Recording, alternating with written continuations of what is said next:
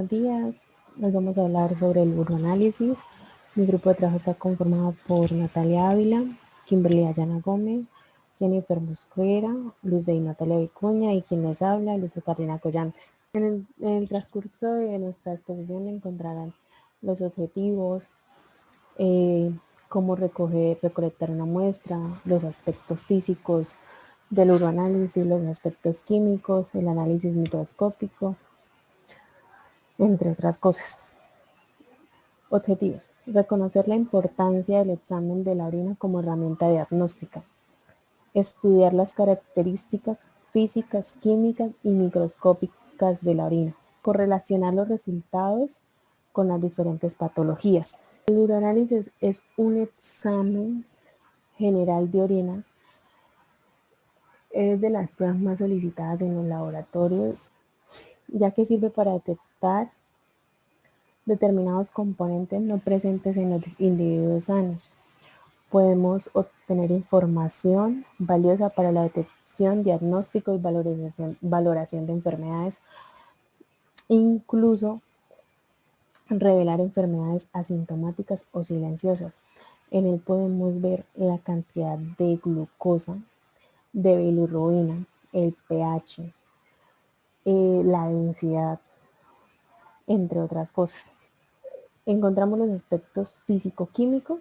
Entre los físicos está el volumen, el color, el olor, el aspecto. Los químicos, encontramos el pH, la glucosa, la gravedad específica, las proteínas, la bilirrubina, los nitritos, el sedimento urinario. Encontramos los eritrocitos, leucocitos, células epiteliales, cilindros, cristales y microorganismos, entre otras cosas. ¿Cómo recoger orina para un análisis? Primero, utilice un frasco recolector de orina suministrado por el laboratorio o adquirido en la farmacia. Segundo, no tenga relaciones sexuales el día anterior a la toma de muestra. Tercero, efectúe un aseo genital completo con abundante agua y jabón antes de recolectar la muestra. Cuarto, recoja la primera orina de la mañana de la siguiente manera. Se debe descartar la primera parte de la orina y para esto debe orinar directamente en el inodoro por 1 o 2 segundos y luego empezar a recolectar la orina en el recipiente. Quinto, en caso de no recoger la primera orina de la mañana, debe hacer retención de orina de 2 a 4 horas antes de recolectar la próxima muestra. Sexto, no debe realizar actividades físicas fuertes antes de la recolección de la muestra de orina.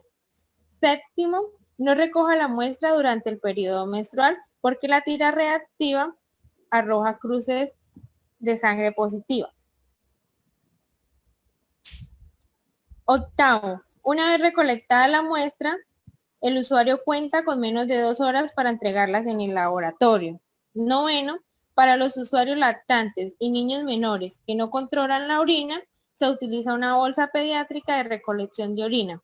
Antes de colocar la bolsa pediátrica, se debe realizar previamente un completo baño de los genitales y asegurarse de que no queden residuos de jabón ni crema, pues esto pueden interferir con los análisis y no permiten que la bolsa se adhiera correctamente.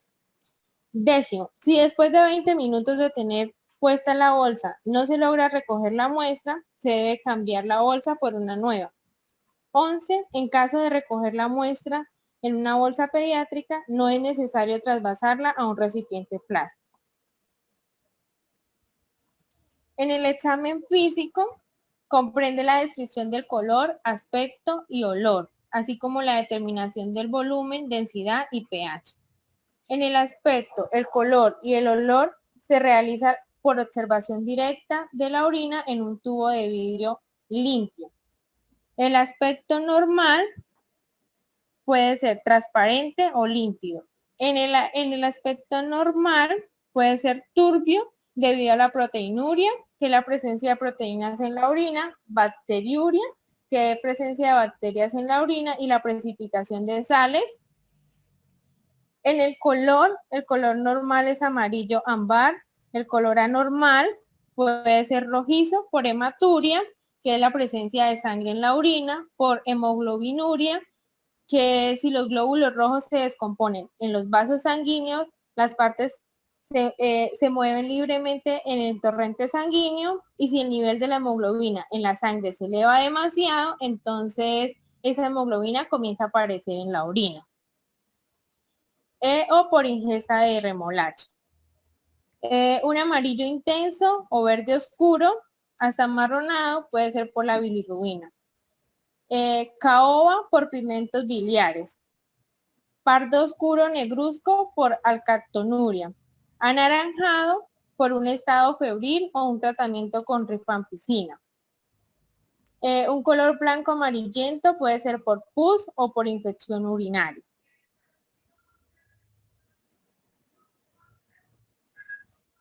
En el olor, un olor normal se describe como urinoide. Un olor anormal puede ser dulce a frutas o cetónico por cuerpos cetónicos o glucosuria. La espuma. Una espuma normal es blanca y no persistente. Una espuma normal es persistente por proteinuria, resto de detergente en el frasco de la muestra o en el tubo.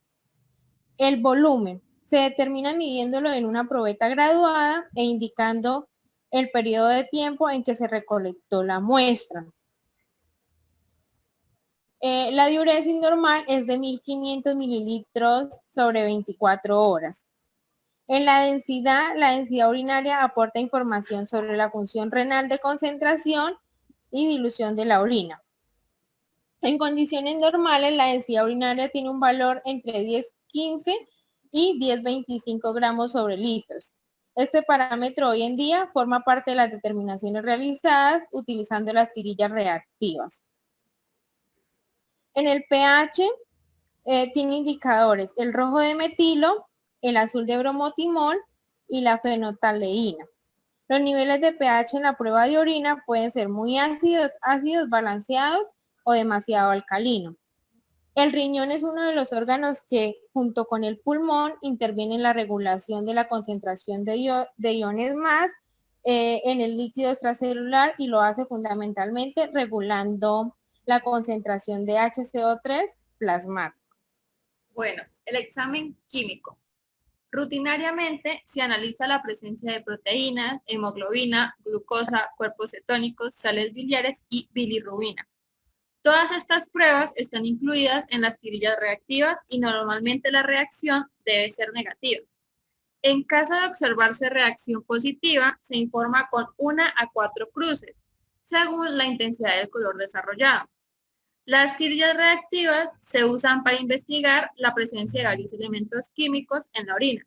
Estas tiras consisten en unas pequeñas cintas de plástico rígido a las que van pegados unos cuadritos impregnados de reactivos, que son diferentes dependiendo de lo que se quiera analizar. El examen químico se realiza por medio de la tira reactiva, la cual determina lo siguiente: el pH. La tirilla contiene una mezcla de indicadores de pH que, en contacto con la orina, dan una nítida graduación de colores, desde el naranja, que puede ser un pH 5, al azul, que es un pH 9. El resultado normal es de 5 a 6 en una orina fresca. Leucocitos. La prueba de esterasa leucocitaria se considera una medida indirecta para indicar la presencia en la orina de glóbulos blancos, principalmente granulocitos, neutrófilos y eosinófilos.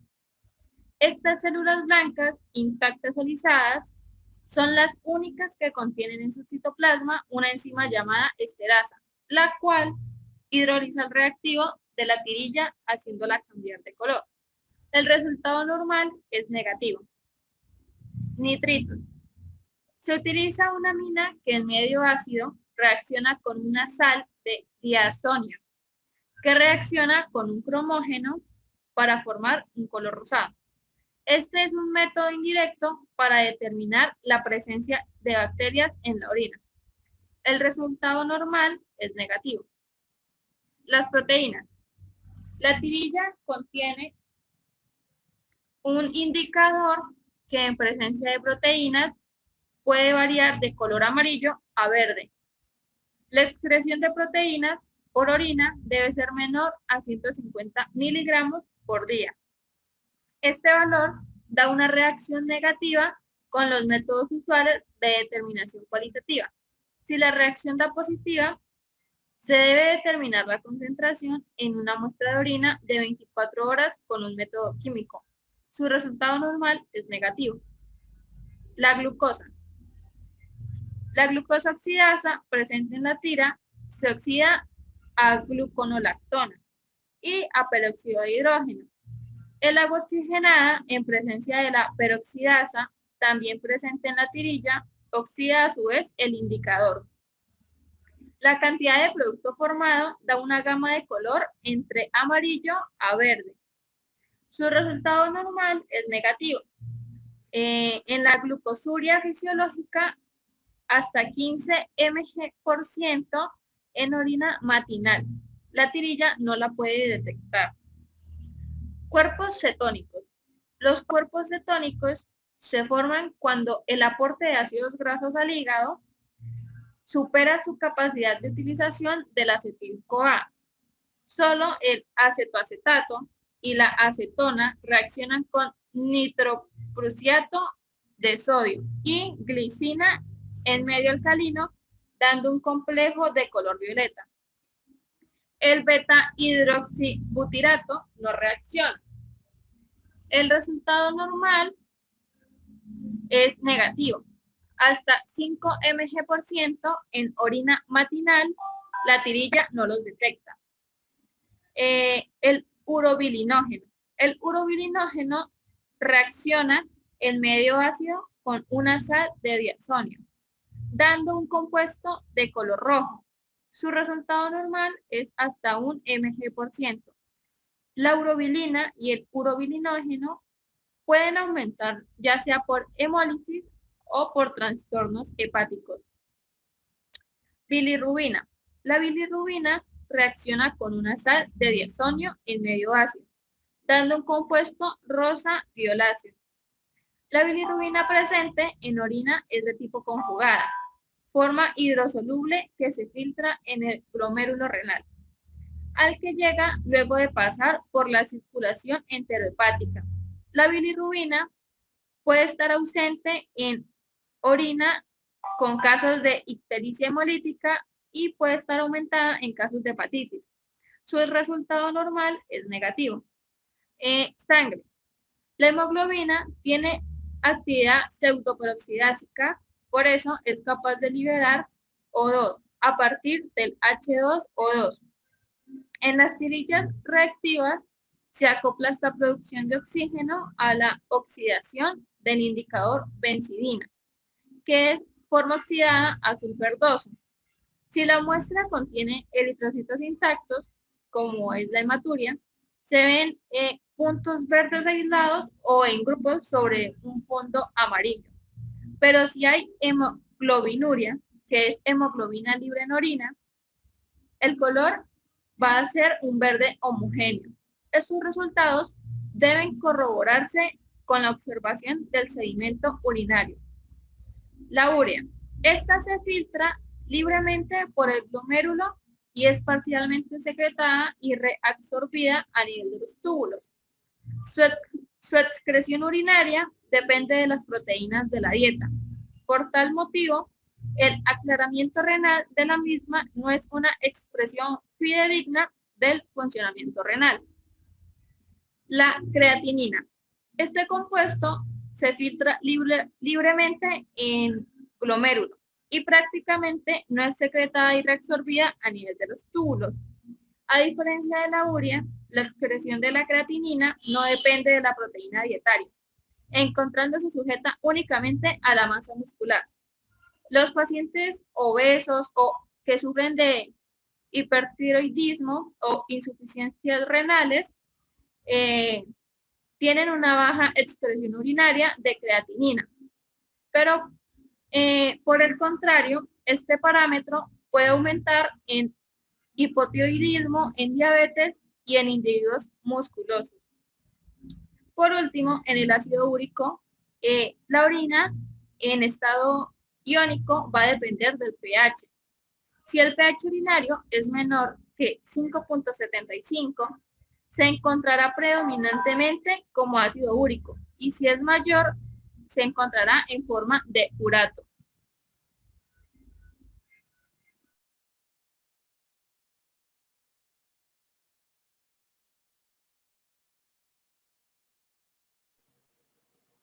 En el examen microscópico, el sedimento urinario. El examen de sedimento presente en orina, recién emitida o conservada cuidadosamente, puede constituirse en lo más importante del análisis de orina, ya que puede proveer datos precisos sobre la existencia de una enfermedad renal y sobre la naturaleza y extensión de la lesión.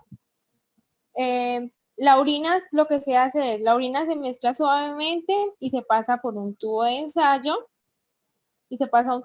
limpio y se lleva a la centrífuga a una revolución de 2000 o a 2500 por 5 minutos. Luego se elimina el sobrenadante por inversión del tubo y se resuspende el precipitado en la pequeña cantidad de orina que queda en el tubo. Esta muestra se coloca en una lámina y se cubre con una laminilla y se lleva a observar al microscopio. Para completar, la orina también se puede recolectar por sonda y esta se obtiene con una sonda introducida por la uretra hasta la vejiga. La muestra por sonda es útil en pacientes que se encuentran inhabilitados para obtener una muestra espontánea. Es una muestra limpia de contaminación por los genitales externos y la uretra. La otra es la punción suprapúbica, que se obtiene por una punción de la pared abdominal directo a una vejiga distendida, o sea, lleno. El orocultivo es el análisis que se realiza para mirar con exactitud qué microorganismos están afectando un paciente. Esto nos ayuda en algunos casos a observar algunas enfermedades silenciosas que tenga el paciente. Se realiza con el fin de observar qué bacterias están presentes en nuestro paciente que están causando daño o infección. Se realiza después de haber teñido o observado la muestra en fresco. La siembra se debe realizar de la orina sin centrifugar con una asa calibrada, lo que permite una obtención semi-cuantitativa del desarrollo microbiano.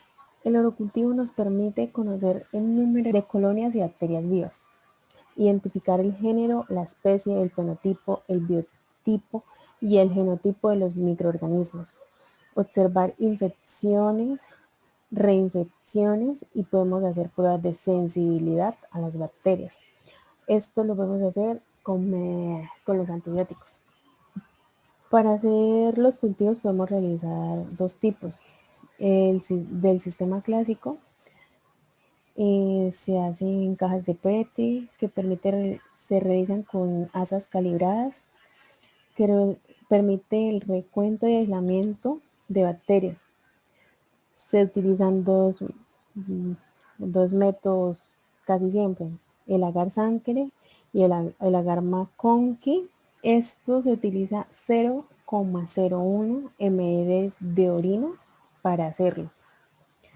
Y el sistema automatizado se utiliza para las bacterias de crecimiento rápido. Toma de muestra 24 horas. Consiste en la obtención de orina en un recipiente especial durante un lapso de 24 horas para saber cómo están funcionando sus riñones, para observar los niveles de glucosa, creatinina y proteínas que están produciendo. Para obtener la muestra se necesita, primero que todo, recibir una orden médica. Se debe obtener un recipiente para recolectar y un recipiente de muestra. Al igual, debemos tener en cuenta para la toma de esta muestra que cuando el paciente empieza a recolectar la orina durante las 24 horas, por ejemplo, él empieza a las 6 de la mañana, él se levantó a las 6, la primera orina no se debe recolectar, se recolecta a partir de la segunda orina. Se debe tener en cuenta el horario exacto en que se empezó a tomar la muestra hasta el horario exacto.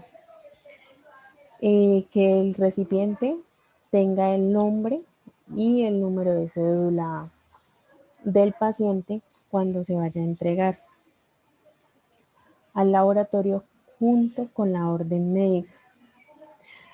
La orina que se va recolectando se debe guardar en un refrigerador o con hielo.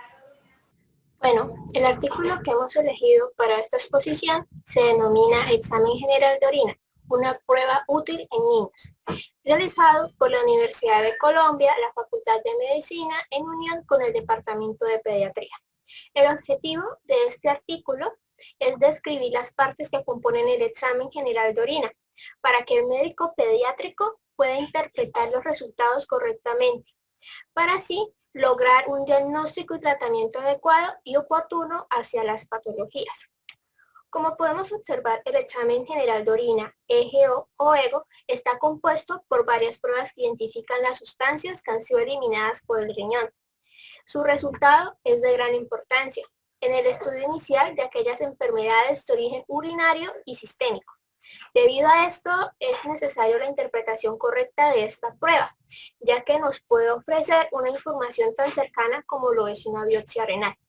En las consideraciones generales que debemos tener en cuenta cuando realizamos un examen general de orina están el método de recolección de la muestra, la técnica de la recolección, los factores que influyen en el resultado y la interpretación, ya sea en el proceso físico, químico o microscópico. Cuando hablamos del método de recolección de la muestra, debemos tener en cuenta que esta se debe realizar en las primeras horas de la mañana y existen dos métodos en pediatría, que es los métodos en niños menores de 2 años y el método en niños mayores de 2 años. En niños menores de 2 años tenemos la bolsa recolectora, la punción suprapúbica y el cateterismo vesical. El método de recolección de muestra en niños mayores de 2 años tenemos la recolección por misión espontánea. Para realizar este examen general de orina tenemos cierta técnica de recolección. Primero, debemos estar pendientes que el lavado tanto genital como perineal del paciente sea realizado de manera efectiva. Luego, tomar la muestra a partir de un chorro medio, ya que la orina debe estar en una constante salida para poder tomar la muestra. Luego de tomarla debemos evitar que la orina rebose el frasco, ya que lo que queremos es una muestra, más no toda la orina.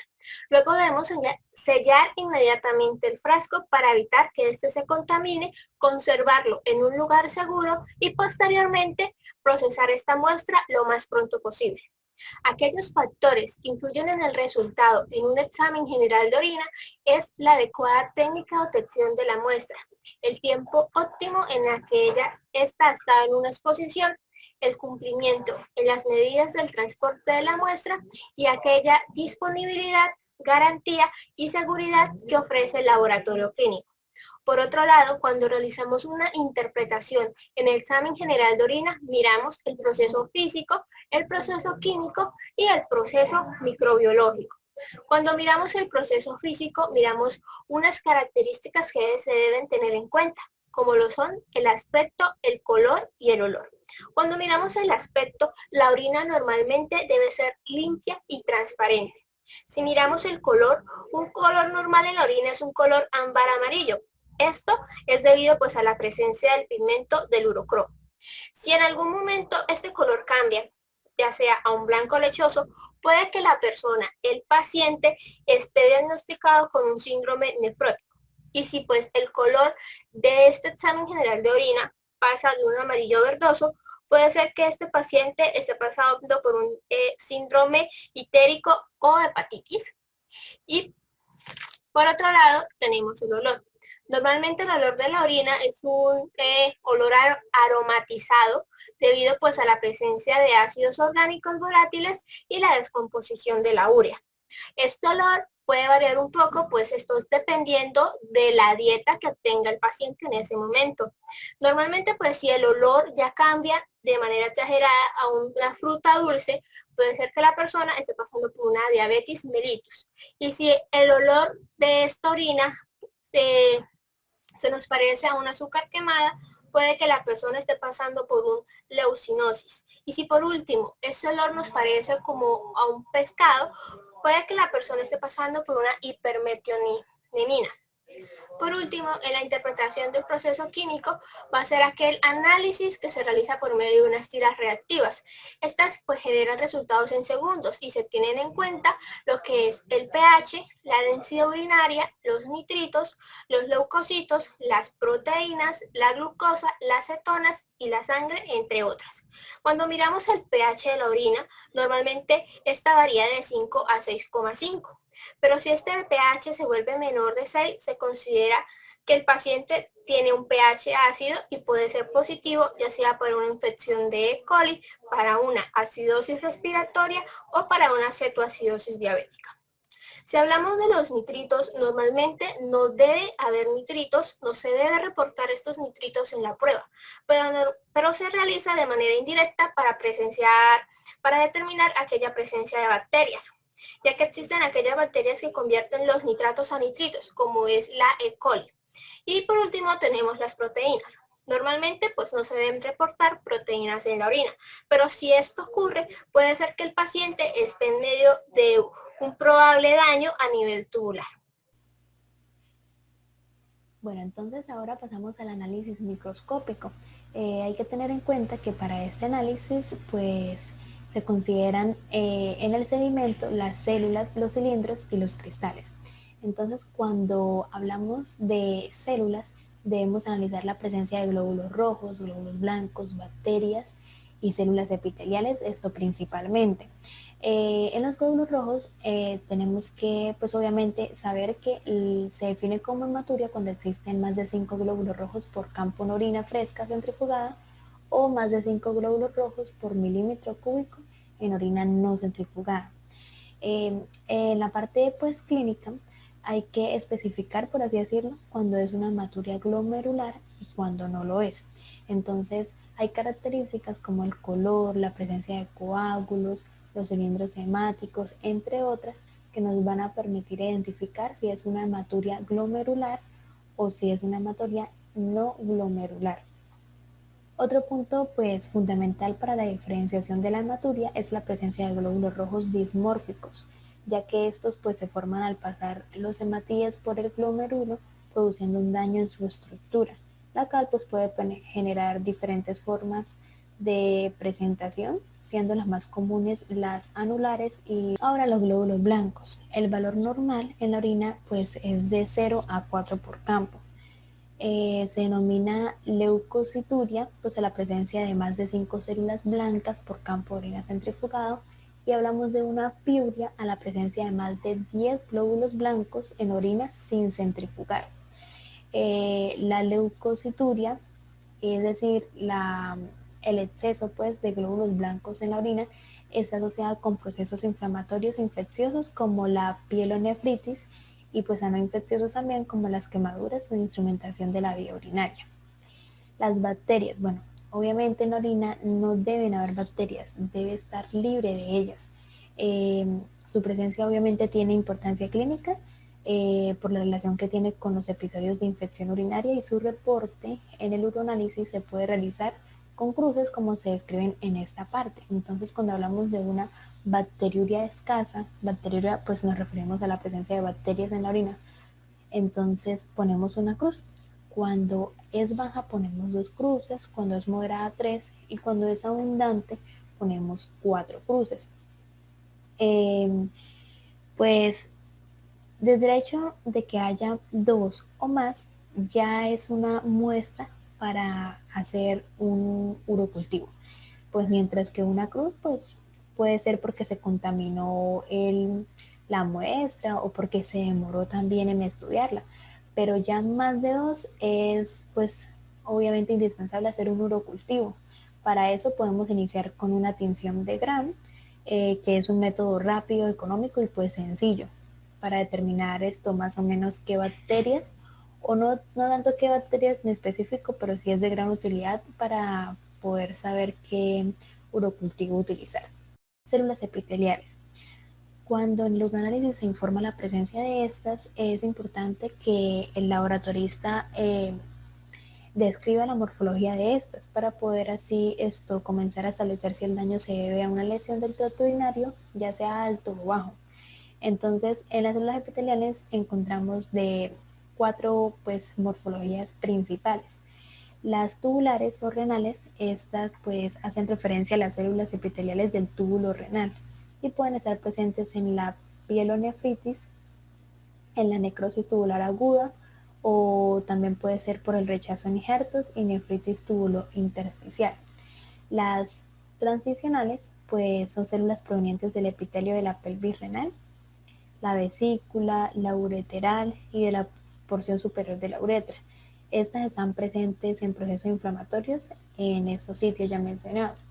Las caudadas, pues estas son células asociadas al cuello vesicular, y las escamosas son células del tercio distal de la uretra y del epitelio vaginal. Y pues la presencia de estas nos hace saber que hay una contaminación genital, ya sea vaginitis o uretritis. Otro componente que debemos analizar en este sedimento urinario son los cilindros.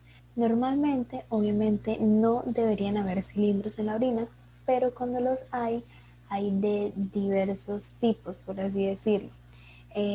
Tenemos los cilindros hemáticos, que son los que constituyen los glóbulos rojos y siempre van a significar daño del glomérulo renal, como sucede en la nefritis lúpica. Están los cilindros leucocitarios, que obviamente, como lo dice su palabra, son formados o los forman, los glóbulos blancos. Estos están relacionados a procesos inflamatorios del parenquima renal de origen infeccioso o no infeccioso. Están también los cilindros hialinos, que normalmente se pueden presentar en concentraciones bajas, en personas con fiebre o con deshidratación. Si se presentan en circunstancias diferentes a las mencionadas, pues tienen una concentración mayor o persisten en el tiempo en que se debe descartar la presencia de glomerulopatia aguda o crónica. Están también los cilindros granulosos, que pues son productos de células tubulares necrosadas, y estas se pueden encontrar ocasionalmente después de la realización de ejercicios forzosos y frecuentemente pues están relacionados con la presencia de enfermedades del parenquima renal. También hay cilindros epiteliales tubulares, que están asociados a patologías como la necrosis tubular aguda, enfermedad renal crónica, nefritis, túbulo intersticial, mejor dicho. Y también hay cilindros grasos, que están presentes en el síndrome nefrótico, y cilindros séreos, que están relacionados con patologías renales bastante graves con la falla renal crónica. Así más o menos son los que veremos en un microscopio. Otro componente son los cristales. Entonces, obviamente, pues no deberían haber, pero también estos se forman por la precipitación de sales en la orina, que ya es producto de los cambios en el pH, concentraciones de las sales y variación de la temperatura. Se pueden presentar como verdaderos cristales o como un material amorfo. Rara vez tienen importancia clínica y solo en determinadas situaciones pueden tener significado patológico. Es decir, pueden haber cristales y no puede presentar riesgo para la salud. Pero, más sin embargo, en poca cantidad sí pueden ser patológicos, principalmente pues en los trastornos metabólicos y en la formación de cálculos. Algo muy importante es que para analizar la presencia o determinarla de estos cristales es necesario conocer el pH de la orina. Esto pues porque algunos de estos se precipitan a valores distintos. Los cristales más frecuentes pues son los uratos y fosfatos amorfos, los oxalatos de calcio, los cristales de calcio úrico y los sulfatos de amonio y magnesio. Estos pues se pueden encontrar en personas sanas, pero pues también pueden estar presentes en determinadas situaciones patológicas. Ya los que son considerados anormales y que tienen relevancia clínica son los cristales de leucina, los de cristina, tirosina, colesterol, bilirrubinas, sulfonamidas y pues cristales de indinable. Entonces, pues si quieren los pueden leer más detalladamente, que esto es lo que nos regala este artículo tan súper mega interesante. Y esto no lo mencioné al inicio, pero es muy común encontrar también otros componentes como mocos, hongos y parásitos, así como se ve en la imagen respectivamente. Pues el moco, como todos sabemos, es un material proteico que proviene del tejido granular geniturinario. La presencia pues está relacionada con procesos inflamatorios del tracto urinario bajo, genital o pues a la contaminación. La presencia en el paciente con fuerte sospecha de infección urinaria obliga a tomar una nueva muestra de orina con una mejor técnica de recolección. Esto pues para descartar si es que fue una contaminación de la muestra o si en serio la presenta, porque pues eso puede pasar, ¿cierto? Que se haya tomado mal la muestra y esta esté contaminada, porque como les digo, es muy poco visto moco, hongos o parásitos. Comúnmente son los cristales, las células como las bacterias, células epiteliales y hasta también los cilindros. Los hongos, pues el reporte normalmente debe ser negativo, pero la Candida albicans es el hongo responsable de la mayoría de las infecciones micóticas. Esto en algunas ocasiones la presencia no se le da el significado patológico que amerita, pero pues más sin embargo esto debe ser analizado junto al cuadro clínico del paciente, los antecedentes patológicos, farmacológicos, inmunológicos, los hallazgos del examen físico, la presencia de la forma micelial o patogenia del hongo, mejor dicho. Toca hacer una adecuada técnica de recolección para que de esta forma pues darle un buen respaldo al diagnóstico de la infección y pues no subestimar tampoco la presencia de ello y clasificarla siempre como una contaminación. Pues por último, los parásitos, que como sabemos pues no debe haber ni siquiera los huevos de los parásitos. Entonces, como conclusión de ese interesante artículo, tenemos que el examen general de orina pues es una prueba muy sencilla y fácil de realizar, es asequible y es de muy bajo costo. Esta pues sirve para el estudio de varias enfermedades y para el seguimiento de muchos tratamientos. Como en muchos países, en el nuestro se debería establecer que a todo niño, antes de empezar su etapa escolar o la adolescencia, por así decirlo, se debe realizar un uroanálisis como prueba de tamización para determinar la presencia de patologías renales primarias o secundarias de evolución silenciosa que cursan en la hematuria o la proteinuria. Al realizar estos estudios, pues se debe tener un diagnóstico pertinente y un tratamiento temprano de esas patologías, evitando pues que su evolución a una enfermedad renal crónica o una entidad que demande mayores costos financieros para su manejo. Es mejor hacernos constantemente un uroanálisis que, como ya he dicho anteriormente, es bastante asequible, de bajo costo y es muy rápido en los laboratorios. Conclusiones.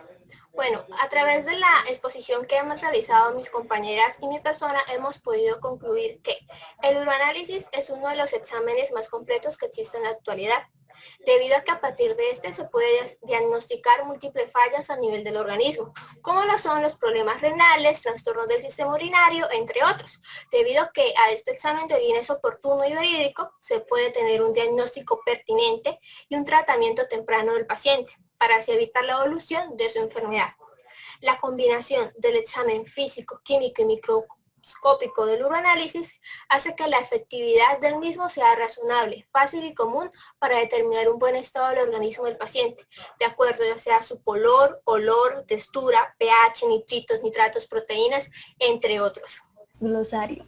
Sedimento. Conjunto de partículas sólidas que queda depositado en el fondo del recipiente que contiene un líquido.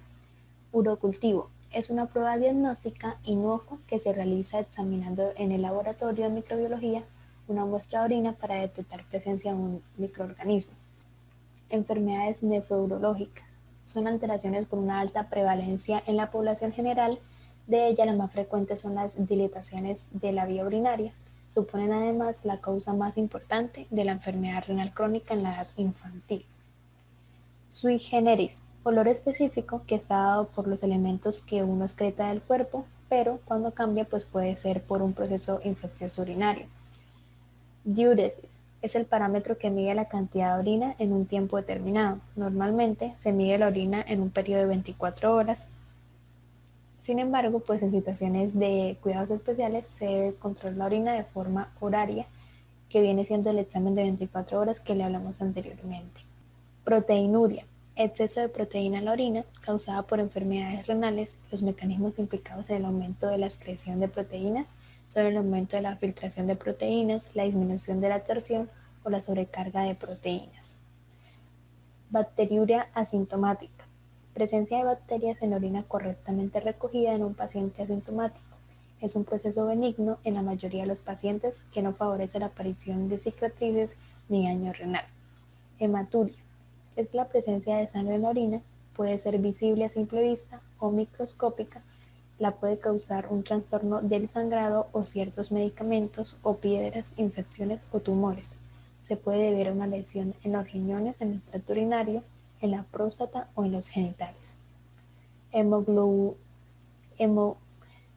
Hemoglobinuria. Se refiere a la presencia de hemoglobina en la orina sin que se observen glóbulos rojos y se puede confundir con la hematuria si no se analiza la muestra adecuadamente. Mioglobinuria. Es la expulsión de mioglobina a través de la orina. La mioglobina es una proteína que se encuentra en condiciones normales dentro de las células musculares o miocitos.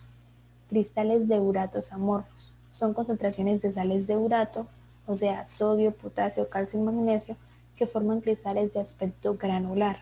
Normalmente se aparecen al enfriarse la orina y esta está muy concentrada.